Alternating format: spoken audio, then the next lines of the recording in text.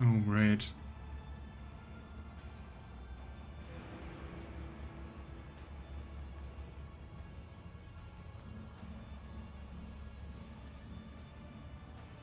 Seems like our health is declining.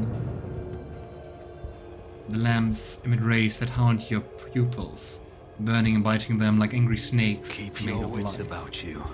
Through the bars of the grate you're walking on, you see a bottomless abyss that beckons you to jump in and promises an embrace softer than any featherbed in the world. I think we're having another vision. Yeah. Eudora, Conrad, our high factotum. The rebellious steps are trying to bug you off to make you lose your footing and break your neck. You can't attack with anything. A thick curtain shoves you away. It is surprisingly strong for a lifeless piece of fabric.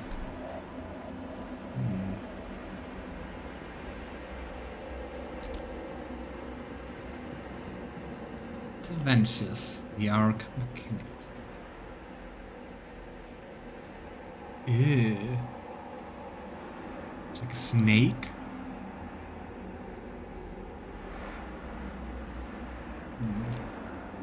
Has two pairs of arms. And is experimenting with people. Great. And even has his own portrait. And gosh, so stitched up from different body parts. I wonder what kind of creature he originally was. The creature in front of you is a patchwork of skins stuffed with darkness, corruption, and sharp objects. Staring at you with its scalpel eyes, it grumpily remarks, "Such a disobedient specimen, you're still not dead.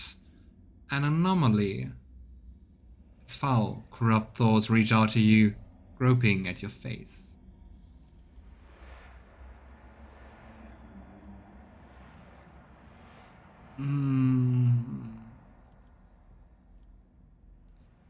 I mean, we want something from him, so maybe not insult him. I need help. But I see you will soon become a very obedient specimen, convulsive of spasms, hysterical reactions. Come here. The creature pokes you in the chest, its triangular fingernail easily penetrating your skin.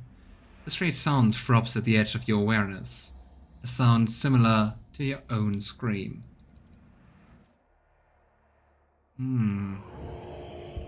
Great, are you operating on us now? A grotesque spider-like figure looms over you. Its limbs wave frantically, chittering and clicking as they rip something apart, then stitch it back together, and you realize its canvas is your flesh. The Xenos gaze is indifferent, and his low voice echoes through the room. The sample has been extracted.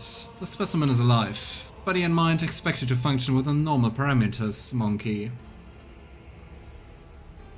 I wonder what our companions did, just watch? Edward examines the Xenos. And who are you? There's something fundamentally wrong with the Xenos silhouette, and its twitchy, abrupt movements, and it sets your mind reeling in disgust. Each of its mechanical tool appendages seems designed to be as sickening and horrifying as possible. What happened to me? The control worm in your nervous system detected my proximity. It signaled it was dying by injecting a lethal dose of hallucinogenic euphorians into your bloodstream. A resourceful individual. Great. So that was your doing. That thing in my head is your pet? The Drukhari holds up the pale maggot, the same one you saw in Marazhai's hands. As you watch, the tool appendages perform a swift dissection. The maggot's flesh bursts under the scalpel-like claw and blossoms into a disgusting, slimy flower. Yuck. The Xenos' manner of speaking creates an unnerving dissonance with the frantic movements of his limbs. I grew the specimen specifically for you, monkey. During your interrogation, it intoxicated your feeble senses to limit unnecessary resistance. What a curious experiment it was. I usually extract control worms from specimens posthumously. You possess some degree of bodily fortitude. I don't know if that's a good thing or a bad thing, coming from you. And Edward glances at the dissected maggot. Do you eviscerate everything you lay your hands on? Evisceration is one aspect of my most respected art. The scalpel's fingers scrape together with a hushed metallic shriek. You did a poor job training your pet if I was able to shake off its influence. With the gurgling sound, the Xenos slowly yet steadily moves the sharp fingers to your eye, closer and closer, almost touching. Then stops with a sigh. Not now, perhaps later.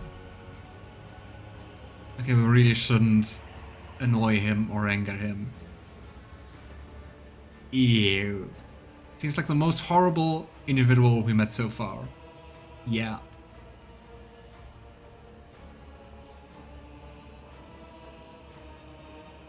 Let's say nothing. Xenos thoughtfully clicks his appendages studded with dozens of needle-thin stingers. Are you Taventius? You're absolutely correct, specimen. I'm Taventius the Archmachinator, homunculus and the conductor of this place that staggers the imagination and soul.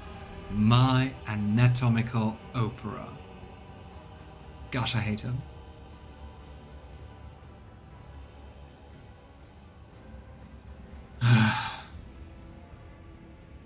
So what do I owe you now?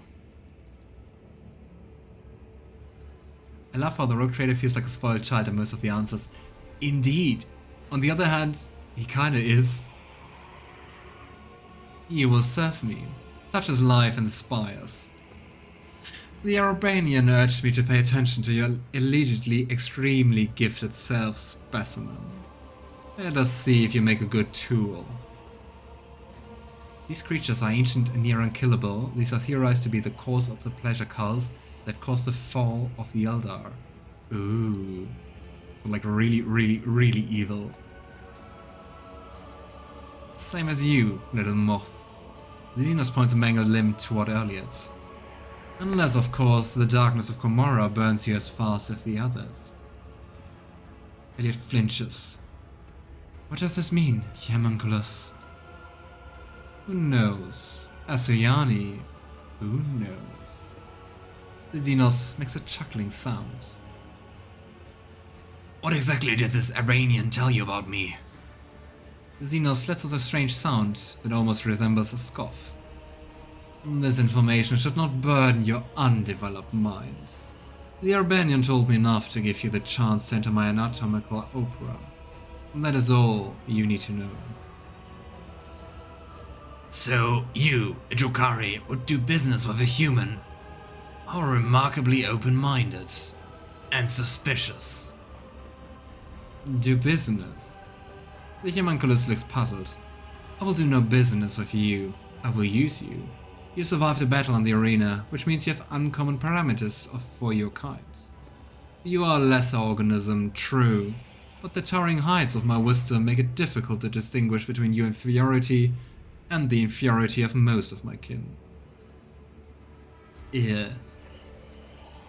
So, what do you want from me? You will return to the arena of the Fatal Thirst. You will kill a few of the witch's fosterlings for me. You might even spill the blood of one of the blood-stained proselytes. The homunculus looks past you as he delivers his imperious speech. They are long overdue a small lesson in humility. They have forgotten their place, they lack respect, they do not appreciate my work, they fail to recognize my authority. Still staring into the distance, he continues to list his grievances with maniacal thoroughness. Nothing an Argenta with a flamethrower cannot solve, and if in need, Heinrix can banish them. I don't know if that's so easy. I mean, even Argenta's quiet right now. And standing right inside Pasqal.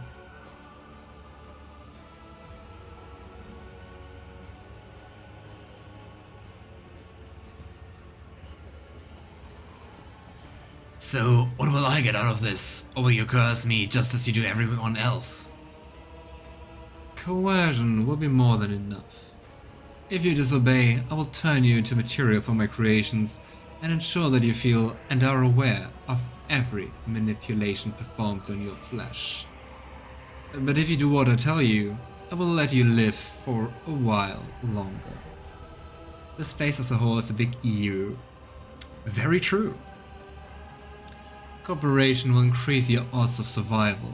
As long as you continue to be of use, I will maintain your organic parts and perhaps even let you play with some of my less significant samples. I don't think we can say no, so I shall serve you if you help me make my escape. Which I don't think he will. The response was acceptable. If you behave like a good specimen, monkey, you may eventually receive my help in escaping Komorra. Interesting. The Flesh Master's mad enough to help us escape in favor of his own unholy designs, but the price, Alantak, will be unfair and terrible. Obedience will be rewarded. Take your crude gear with you. Nice, we get our gear back. I abhor such technological banality, but a creature as underdeveloped as you may find it of use. You hear one of the joints in Terentius' arm click. As for your task, Avis and his bloodstained proselytes are here right now in my atomical opera. Go and look at the ones who will be executioners when the time comes for you to die. Charming. We get everything. I love it. So yeah, now we take 3,000 hours to re-equip. Or not, you still talk. The sheer primitiveness of your technologies. Go, specimen. Deliver Taventure's message of blood to the arena, witches. The homunculus gestures imperiously at the exit. I would like to speak with you about a member of my retinue who was delivered to you. Which specimen in particular interests you? I am looking for Heinrix, my companion. The monkey male with a consistent connection to the veil. Beautiful endurance for pain. Stubbornness produces high-grade essences of torment, positively frothing with agony. Wait until he is expended, and you may have whatever's left. My lord. Poor Heinrix. My navigator, Cassia, was with me when we were captured. Where is she now? The female, with an exceptionally strong connection to the veil as well as a number of rare monkey mutations, most notably a third eye. I'm studying the influence of complete isolation from the veil on the outside world on the specimen's abilities, sanity, and physical condition. She no longer screams inside her reservoir, but she's certainly still alive, and I'm not yet ready to conclude the experiment. Gosh, she's so vile and horrible. Those from our retinue deserve better than to be confined by you. Relinquish them. Adventures gives you a look of confusion. Why would I, specimen?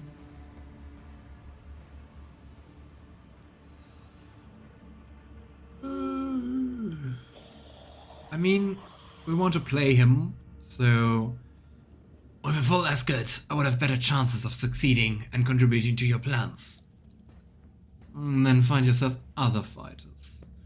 The chasm has enough prisoners, mercenaries, and gladiators. My specimens are not yours to waste.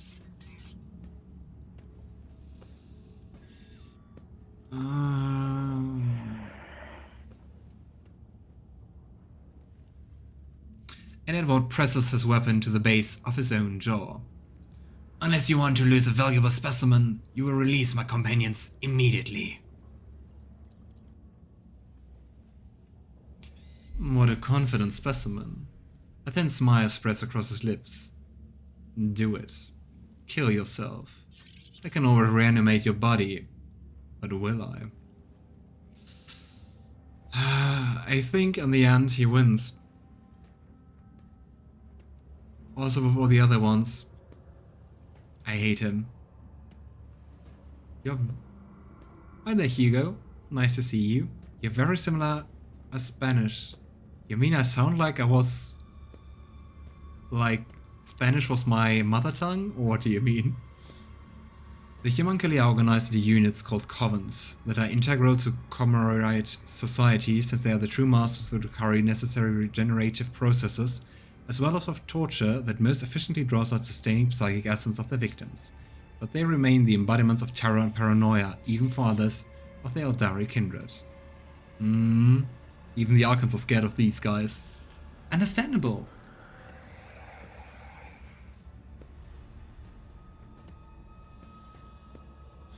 And feeling that he can't do anything, Edward kneels. I recognize your power over me and beg you for leniency. Adaventure smiles acidly. Very well. I will release one specimen. As for which one it will be, the choice is yours. I guess appealing to his ego is actually the way to go. I feel like a horrible partner to Heinrix, because I'm like, Cassia would be way better to have. Just like fighting wise. But we're not. It would completely go against roleplaying. I need Heinrix. A sadistic smile is playing on the humancular's lips. Yes. I wondered what effect this will have on the rest of the specimens once they learn of your decisions. Great. I'm sorry, Cassia. You tortured my tech priest, Pasqal. Why? I was curious to see what kind of symbiosis might emerge between rudimentary monkey augments and my own unflawed creations. Much like cartilage infused with steroids will swell a subject's feeble body. Now computational circuits sprouted throughout his algorithms. I found the process enlightening. Great. He wouldn't let me release Cassia because she was the only Psyker in my group. I got her last. I guess maybe it's just due to us having two Psykers. Do not waste my time, specimen.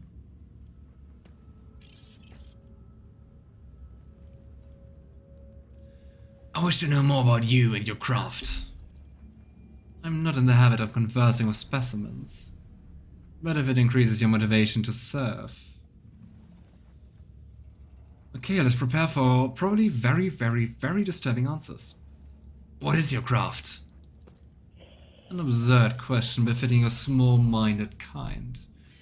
The humanculi are artists of anguish and the masters of flesh, the delvers into unexplored sources of pain, the greatest among their people. My head holds a brilliant intellect, my hands command power over life and death, my body is the pinnacle of surgical discipline. Our minds hold the knowledge of hundreds of generations. Do I want to know how your mind holds the knowledge of hundreds of generations? Probably not. Probably absorbing or adding things to them. I wonder how he even could, like, operate on himself. Like, what the heck? Let's try to honey him up a little. And Edward smiles obsequiously. Until this day, I could only dream of meeting such a wise and enlightened being.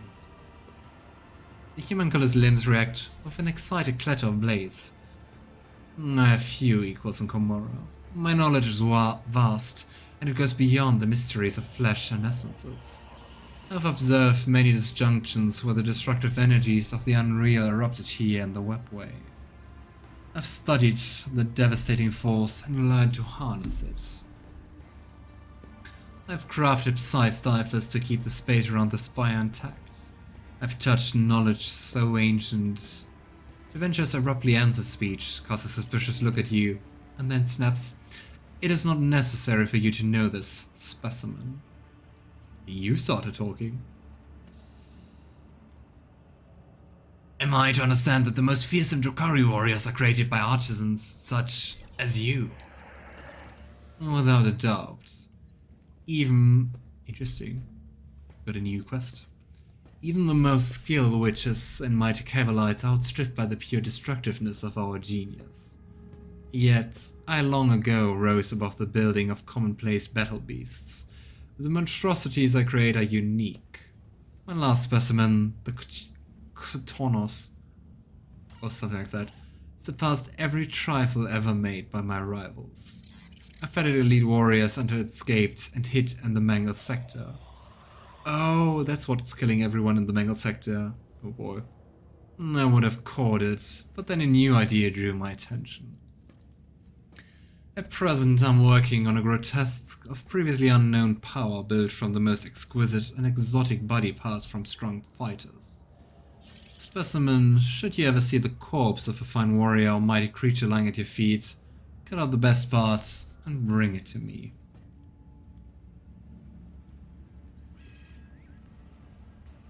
We are always saying yes. I mean, we can in the end always decide if we want to go along with it. I shall find you some interesting samples. Camorek, Alantak, do you not yet get enough monsters in this accursed city? Good specimen.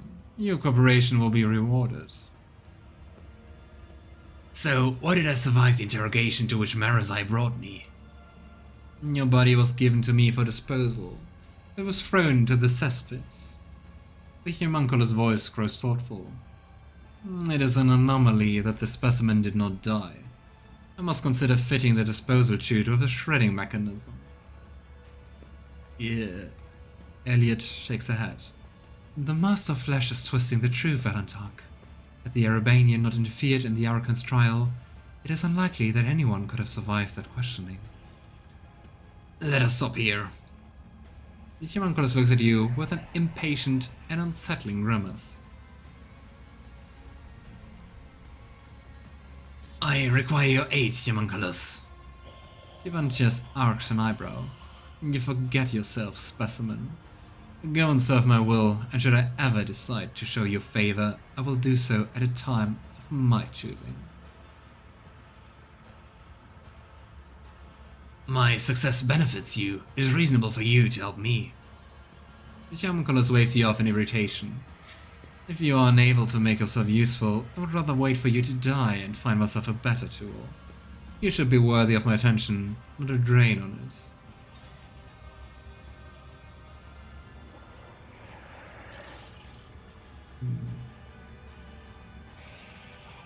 Is there anything I can offer to repay a being of such brilliance for the attention he may graciously grant me? Adaventure smiles a strange combination of contempt and pleasure. Your paltry possessions do not interest me. If you had something that could intrigue a master sculptor such as I, perhaps a remarkable piece of organics, then I might grant you a few short moments of my time. If it is a sacrifice you want to teach no flesh, then I'm ready to offer myself as one. Her voice vibrates, but she keeps her eyes locked into Adventure's. Will you take my flesh? Why the heck is she offering?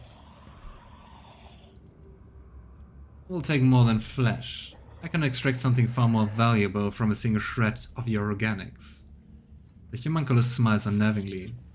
This does interest me. I will not remove much of her. Her functionality will not suffer. And the best question is, Yrliet, why? This will be a step upon the path of atoning for the errors of my past, Alantak. If my sacrifice will bring you closer to salvation, I will commit myself into the hands of this tormentor. Aww.